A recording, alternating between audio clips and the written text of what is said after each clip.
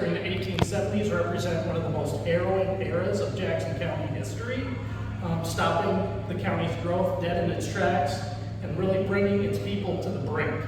And throughout this presentation, we will examine the plague's beginnings, the damage it wrought, and the various responses to it, as well as the aftermath.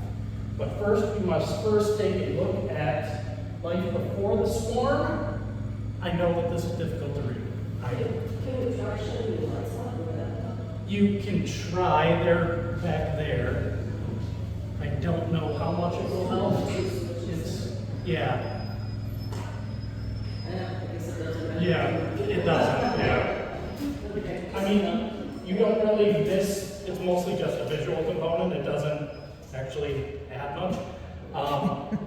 So, in the wake of the U.S.-Dakota War of 1862, resettlement to Jackson County was slow, with just 234 people at the time of the 1865 census. But throughout the 1860s, we see continual growth, with the population ballooning to over 1,800 in 1870 and somewhere between 3,000 and 4,000 at the beginning of the Grasshopper plague. During this time, we see a lot of township governments being formed, along with the county's first newspaper, the Jackson Republic, in 1870. So the county is beginning to experience relative prosperity. Life, of course, still remained difficult. The area was still highly isolated. The train did not come until 1871 to Heron Lake, and it didn't come to Jackson until several years later. So newcomers who arrived too late to plant needed to rely on provisions from as far as Mankato to survive the winter, and that became difficult when weather made such travel impossible. Additionally, because there were no flour mills in the area to sell wheat to, families needed to supplement their income mostly with travel. There were also brutal winters peppered with intense blizzards, along with, prairie fires that seemingly came out of nowhere to envelop the landscape in flames. And all of this made frontier life a constant matter of survival against the harsh elements. And 1873 proved no different, as the first week of the year culminated in a massive 3-day blizzard. Temperatures plummeted to 18 degrees below zero with 30 to 40 mile-an-hour winds. In his History of Jackson County, Arthur Rose recounts the air as, quote, filled with snow as fine as flour, which penetrated through every crevice, keyhole, and nail hole, puffing into the house like steam. The blizzard nearly claimed the life of Anders Kylan, namesake of Kylanwood State Park and future founder of Lakeview. Caught in the storm between Heron Lake and his home in Belmont Township, he spent 3 days in a claim shanty, subsisting on old coffee grounds and snow while pacing back and forth to keep warm. While Jackson County survived the storm without loss of life, others were not so lucky. By the time the storm had passed, 70 Minnesotans had perished. Thawing out from a brutal winter, the county began its annual ritual of breaking the ground and sowing their seeds, optimistic that the rich brown soil would again yield a prosperous crop. A healthy growing season in early spring brought further excitement, but unbeknownst to them, a plague of biblical proportions would soon lay waste to the region.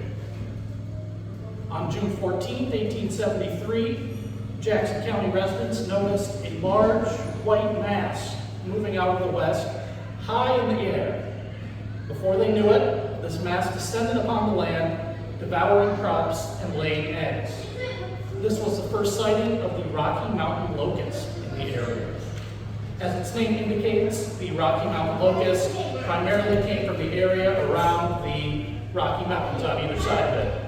They favored sandy soil in which to lay their eggs, but during hot and dry years, like the 1870s, they would pay a visit to the tall grass prairies. This map shows the locust distribution. You can't really see it that well, but there's a green area that stretches to Minnesota up there, and that is meant to denote country in which the species is not indigenous, which it visits at regular intervals, in which it is most disastrous, and at which it vacates within a year.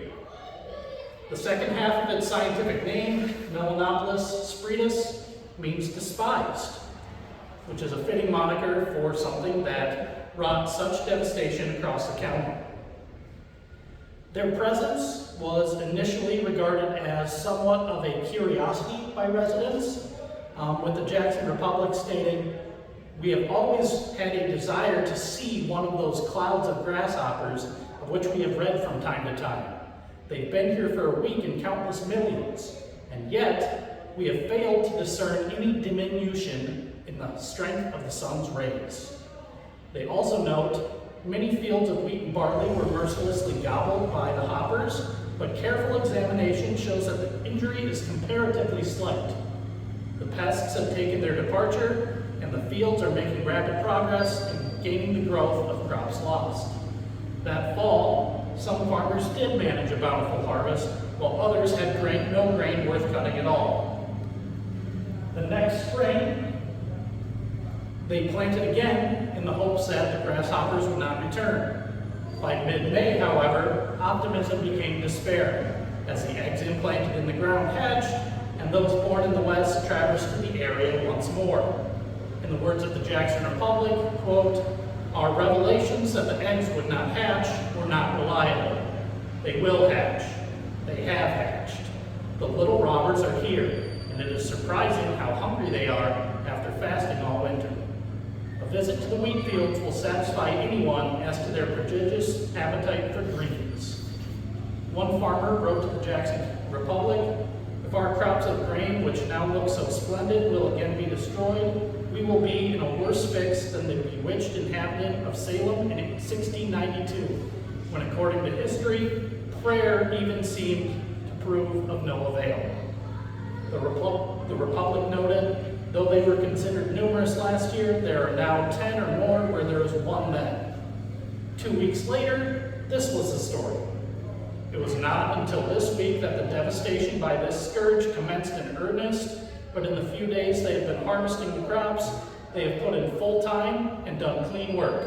Whole fields in many places have been stripped of the growing grain, and in others large spots have been scooped out. Not satisfied with eating the green leaves, they eat right down into the ground to the roots. The first ones hatched are now 2/3 grown, and their appetite is not easily satisfied, while others have but just hatched and must remain with us for weeks yet. After they would fill themselves, they would lay around and pile up in fields and along roads at a depth of 1 to 2 feet.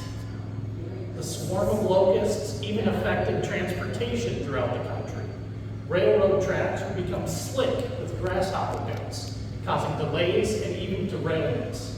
They would even eat the wool off of sheep, clothes hanging on the line, handles off pitchforks, and paint off of wagons. Seemingly nothing would satiate their appetites.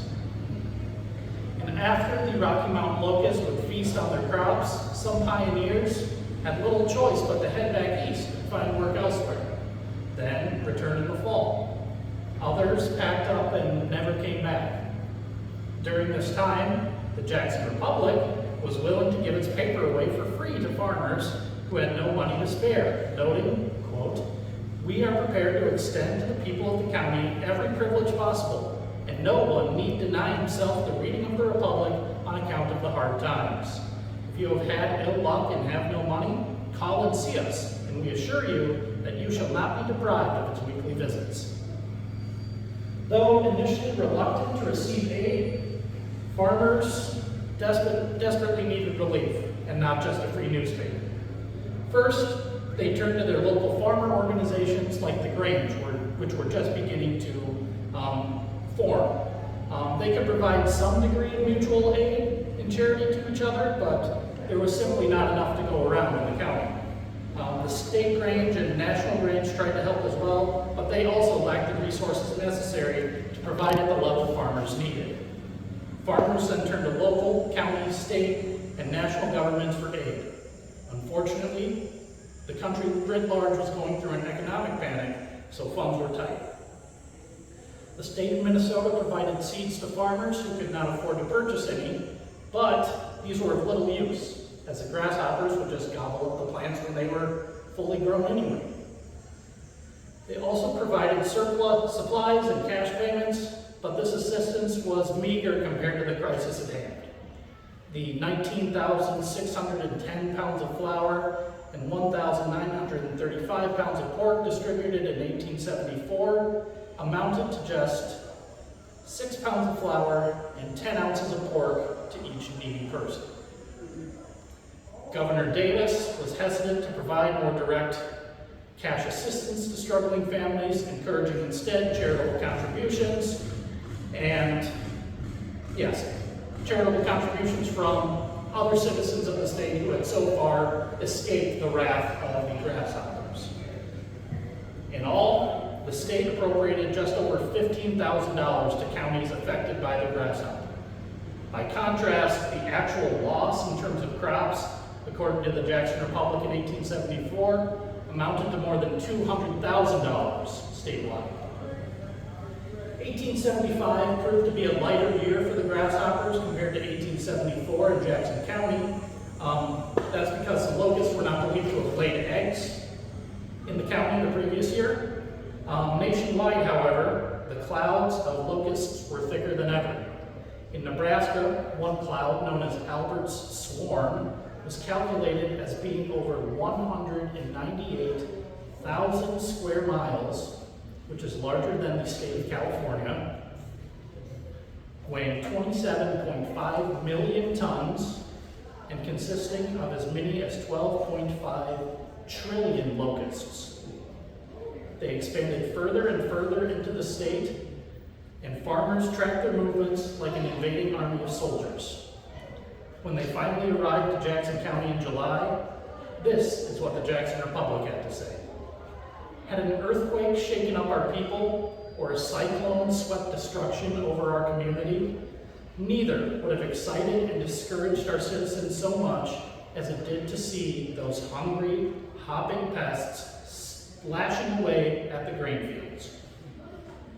After 2 years of destruction, and the sight of luxurious crops had been a fascinating one. And now to see the third crop going was certainly enough to make strong men surrender. It was a discouraging moment to farmers and an anxious one to businessmen. Despite the grasshoppers' return to the area, farmers were able to harvest some of their crop. The county had its own seeds for the 1876 planting season, and little relief was required. Whether they needed relief or not became a moot point with the election of John Pillsbury to the governorship in 1875. Pillsbury, who was the co-founder of the Pillsbury Company, he believed that poverty was just a fact of life on the frontier, and he didn't want farmers to become reliant on government subsidies. As such, he cut off relief to those farmers and focused efforts instead on eradicating the grasshoppers. One initiative to this end involved a requirement of every able-bodied man in affected counties to destroy grasshopper eggs for 1 day a week for 5 straight weeks. And local governments also shifted their advocacy towards eradication. On August 24th, 1875, Jackson County held a county-wide grasshopper convention to discuss how to fight the invaders. By 1876, they engaged in a variety of different methods to rid the county of the Rocky Mountain locust. This ranged from brute force solutions like beating them to death, shooting them, or burning them in fields, to more creative solutions, such as the hopper dozer, which involved dragging a large board or sheet of metal covered in tar or molasses, something sticky, through the fields. Grasshoppers would either stick to the tar or bounce off and fall into a container of kerosene that they had underneath the dozer. The Jackson Republic was sure to mention whenever tar was available in town. And during this time, there also appeared recipes for grasshopper cakes, grasshopper soup, and sauteed grasshoppers. This period of innovation did little to stop the onslaught of the locusts in the county's centennial year, the country's centennial year. Though not as severe as 1874, their presence was felt acutely, hatching in late April and remaining throughout the summer before taking wing in early August. The Pioneer Press lauded their departure in St. Paul, while the local newspaper was far more cynical, saying, after they have done all the damage it is possible for them to do, and peppered the ground with eggs for another crop, it matters little what becomes of them. As well, congratulate oneself that the incendiary who fired his barn had escaped, and the slow match that was sure to fire his house had not yet done its work. Once again, counties organized grasshopper conventions to rid themselves of the pest for the next year, redoubling their efforts to eradication. Governments also relented and provided aid in the form of seed grain, a total appropriation of $21 of seed per each successful applicant in Jackson County. During this time, we also see the governor, John Pillsbury, make his first ever trip to Jackson County, probably the first governor to have done so, to assess the conditions of people in need during the grasshopper plague. He did this during the winter of 1876 and 77.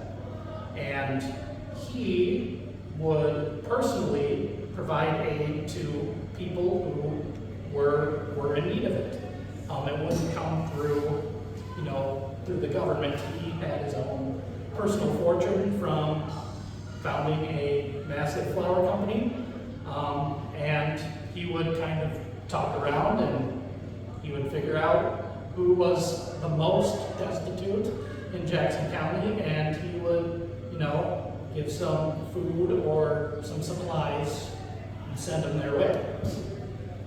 But facing a fifth consecutive year of the plague,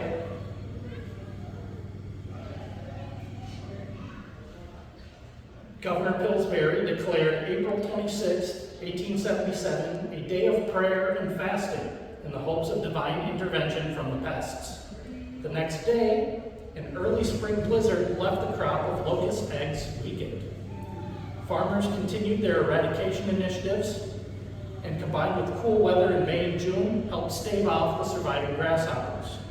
By July, they had done some damage, but nothing compared to that of the previous 4 years. By August, the stragglers had taken wing and departed the area. Arthur Rose regarded 1877 as, quote, a year of jubilee, with every resident seemed to be imbued with new life, even though the previous years of destruction had already dissuaded many farmers from putting in a sizable crop, which resulted in a smaller harvest, of course.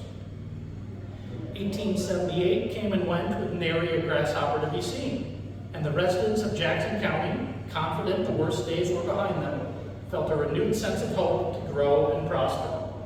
By 1880, the population had recovered and even exceeded its peak before the grasshoppers came. The Rocky Mountain locust, on the other hand, met a different fate. Though grasshoppers would return to Jackson County on occasion, they never again appeared in such large swarms, nor with the same ferocity. Once so numerous that they would block out the sun, the Rocky Mountain locust disappeared off the face of the earth, with the last confirmed sighting of the species occurring in 1902. And in 2014, Melanopolis spredus, the Rocky Mountain locust, was declared extinct. Interestingly, because their populations had been so large and their decline so abrupt, very few specimens of Rocky Mountain locusts had ever been collected by entomologists, though frozen locusts can be found in the glaciers within Wyoming and Montana. So the grasshopper plagues helped change the face of agriculture in both Minnesota and the country. Additional work had been done to ensure pests of various types do not wreak such havoc on crops again. Following another scourge in western Minnesota in the 1880s, the University of Minnesota created an entomology department that studied these bugs and devised ways to reduce their destruction, including the more primitive methods employed in the 1870s, along with more technological solutions such as pest-resistant crop varieties and increasing availability of pesticides. This has allowed crops to flourish in greater numbers but has also presented environmental concerns, of course. Farmers also learn lessons from the grasshopper plagues. Their initiatives at receiving relief failed because they lacked the power necessary to make them happen. Their local ranch organizations could not bring their needs to fruition, and as a result, they banded together, continuing to build these organizations that would no longer just ask nicely for relief, but demand it. They recognized their power in organizing around their common interests as farmers, an occupation which they viewed as a class in and of itself, and voting for those who would advocate for farmers. Throughout history, farmers would continue to use these lessons to fight for their interests through such vessels as the Farmers Alliance, the Farmers Bureau, the Farmers Union, the Nonpartisan League, which we'll talk about on Friday, the Farm Holiday Association, and during the farm crisis of the 1980s, ensuring that these lessons would not be soon forgotten. I'll take any questions now. Did they ever use fire? Yep, they would use fire as well. Yeah, they would, I mean, with the kerosene, they would burn the ones afterwards, and then, yeah, they would also just set fields on fire that were full of That kerosene. didn't work either. I mean, they can jump out and they can, yeah, it helped a little bit, but it didn't completely eradicate them. And the winter didn't kill them. No, they would leave for the winter. The eggs would be buried underground, and come spring they would hatch. Which is why the blizzard in late April was kind of surprising. They were starting to hatch and everything, but that rush of cold killed them off. So did they not bother the towns as much? No, they mostly focused on specifically eating the crops that were here. Specifically, at that time, Jackson County grew a lot of wheat and barley, not so much corn, and they tended to favor wheat and barley quite a bit. So did they bother garden clothes then? I can't say that for sure. Because you would think they would, and then people would have nothing to eat at all. Yeah. Did they have a programmer in the eradication that were, suits me, I heard something once about you could help in the effort, you could fill jars full of locusts and exchange it for cash or something. I had not heard that. That's an interesting thing that I heard as well. That, yeah, I haven't heard that. You ever figure out how it happened, where they all of a sudden ballooned and Bonnie or whatever? So, I think the idea, or the leading theory as to why they went extinct, you mean? Well, how they ballooned and then extended the next part of it. Yeah, so it would have been the kind of the wetter summer and the cooler early summer that would have kind of driven them out of the Minnesota area. And then as for its kind of overall extinction, I think the leading theory is that in those areas just east and west of the Rocky Mountains where they would have settled and would have been regular inhabitants, as settlers made their way into those areas and worked the land a little bit more, they weren't able to implant themselves there, so they weren't able to reproduce. So how they were all these, looking sort of some examples of ones where they look like, what are the grasshoppers? I believe the measurement is 6 to 12 inches. So, yeah, so they're pretty good size.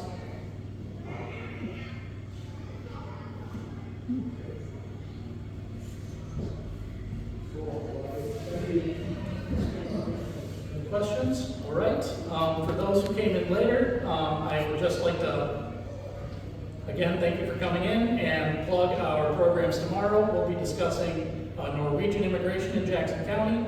And then Friday, we'll be talking about the Nonpartisan League in Jackson County. Those will all be at the same time, 11 o'clock, right here. So thank you and enjoy the rest of your day. Thank you.